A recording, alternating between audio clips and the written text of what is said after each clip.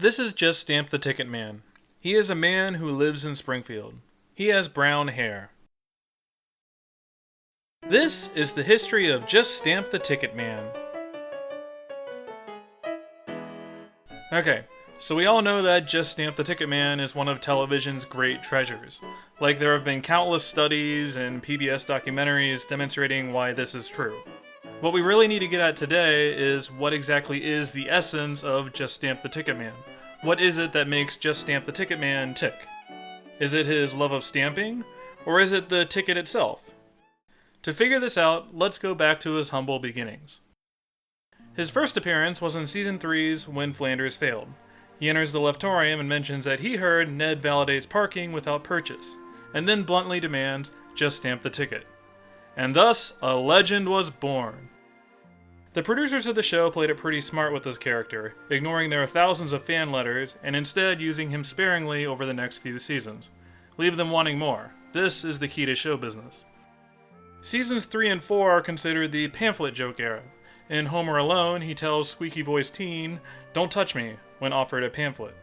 Then in Season 4's Mr. Plow, he tells Barney, "You sicken me."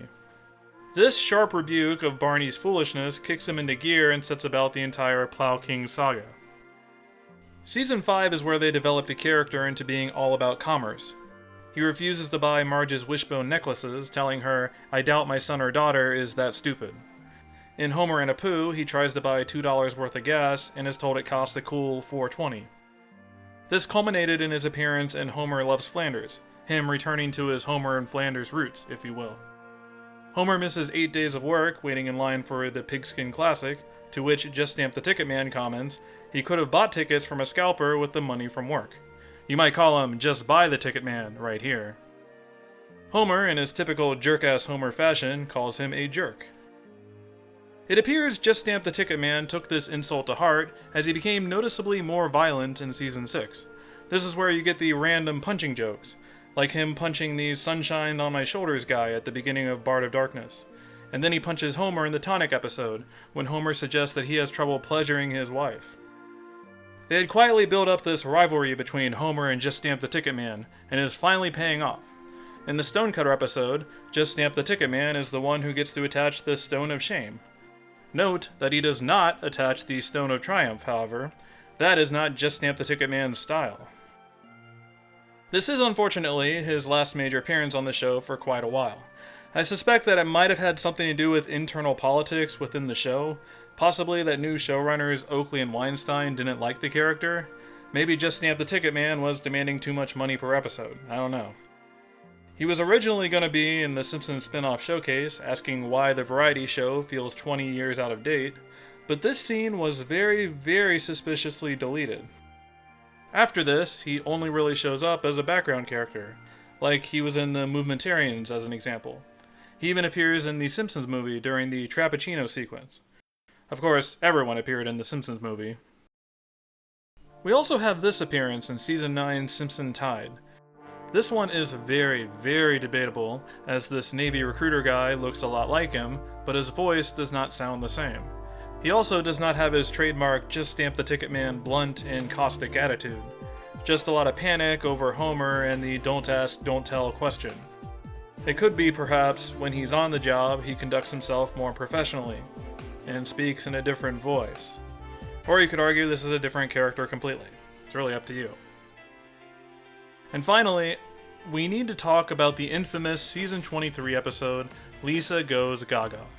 This episode is much maligned as both a vanity project and a publicity stunt. And this is probably true. They were so clearly pandering to the audience by bringing back Just Stamp the Ticket Man for a speaking role. Note that, although his demeanor has not changed, this version of the character now has gray hair. I suspect this is a metaphor for how long the series has been going on. That even though the whole world stays frozen in time, that it has all been put on poor Just Stamp the Ticket Man.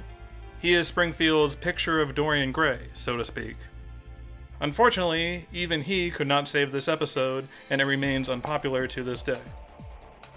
And that's basically it for Mr. the Ticket Man.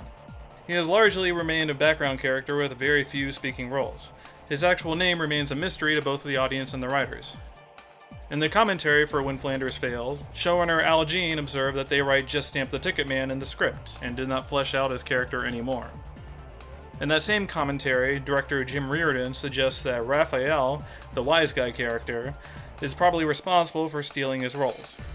You already have this sarcastic character to show up and say mean things, you don't necessarily need two of them. Charles Bronson always wins in the end. It's worth noting that the heyday of Just Stamp the Ticket Man was when the show was at its strongest, both ratings-wise and in critical reception. And with correlation equaling causation, one can conclude that his disappearance was a major detriment to the show. I personally love Just Stamp the Ticket Man because he is the ultimate, hey, it's that guy character on the show. I love that I know next to nothing about him, even less than someone like Hans Moleman. Just Stamp the Ticket Man is a character who suffers no fools, is too busy and important to deal with Springfield's crap. He tells it like it is, and you gotta respect him for that. He may be kind of a jerk sometimes, but he's our jerk, dang it. And with that, I hereby apologize to you for making you sit through a video about Just Stamp the Ticket Man. I kinda had to after reviewing When Flanders Failed. It was inevitable. I'll pick someone more prominent for the next one, I promise. Let me know in the comments who you want to see next. Also, let me know what your favorite Just Stamp the Ticket Man quote is. This may take some brainstorming. As always, thanks for watching.